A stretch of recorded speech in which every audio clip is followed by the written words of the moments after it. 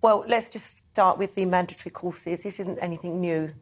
There's been mandatory diversity training within policing for many, many years. When I joined in '89 and the Met was labelled institutionally racist with the Macpherson inquiry in 1999, we had community race relations training, which people didn't want to do. They were dragged through, kicking their heels and, screaming they didn't want to do it because they didn't want to be labelled individually racist. I get that, because not all police officers are individually racist. But collectively, as an organisation, whether it's the Met or whether it's policing across the UK, institutional racism exists and it's alive and kicking. And that is the main issue within policing. And in order to address community trust and confidence, you've got to acknowledge that institutional racism does exist. Do we acknowledge, however, that the starting point for this, there's a long history, and you go back to Macpherson, Stephen Lawrence and all that sort of stuff, but the proximate cause of this review was what happened in America 5,000 miles away in the genesis of the Black Lives Matter movement, which was then imported to this country. And for many people, BLM is tainted. It's a tainted legacy. It's complicated, but sort of tainted. Well, I think the most important thing here is that, yes, it did start in America, but I think what it did was it ignited a movement across globally and across policing, across communities. It doesn't affect just policing. This is about the judicial systems, this is about education, this is about black people, Asian people being disproportionately targeted or being disproportionately undermined, getting prison sentences, stop and search, use of taser, use of handcuffs.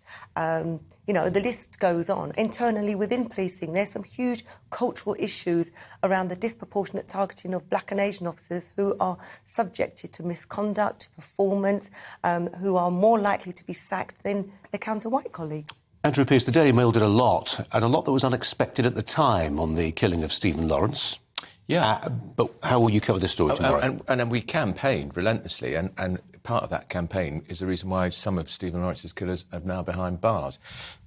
Look, the Daily Mail is no supporter of woke, as you well know, nor am I. Our concern about this organisation that's being set up to coordinate this, some of the people involved in it, are one of them wants to defund the police, heaven's sake. Another one is a Labour council who's got a visceral hatred of the Tories. Is it being skewed politically before it even starts? That's my worry. But I hear the expert here, who's in the police force for many years. You presumably experienced racism yourself. I was subjected to negative press by the Daily Mail myself back in 2005. Can't believe that. I know, well, believe it, it's true. You weren't there then, I wasn't there. Yeah. No, but my point is, even then, look, policing had moved on a hell of a lot in terms of post-Macpherson. There was some fantastic stuff that came out of policing. But I kind of feel in the last 10 years, it's stalled. It's festered a culture within policing that has then permeated out into open communities and has a detrimental effect on policing, sections of... Shebna, I know it's become not the done thing to question anything that the Macpherson report came up with, and it clearly did a lot of good work. But one legacy I think it left us with was this idea that if you feel yourself to have been the victim of a crime that was motivated by a particular type of malice, then ipso facto it has to be true. And I think that's been quite corrosive. I think you need to be able to prove something rather than just assert that that was in the mind of the person who stole my bicycle or whatever they did. Well, some people's perception is their reality. However, when it comes to the investigation... Can't believe that. I can't, yeah. But it is. There's an objective reality, and that's tested in the courts, isn't it? Sorry, Mom. Yeah. But when an allegation is made and somebody believes it to be racially motivated, what will happen is it will be fully investigated. It goes to the Crown Prosecution Service. The Crown Prosecution Service will make the decision as to whether or not race did play a factor, and then it will be put through the judicial process.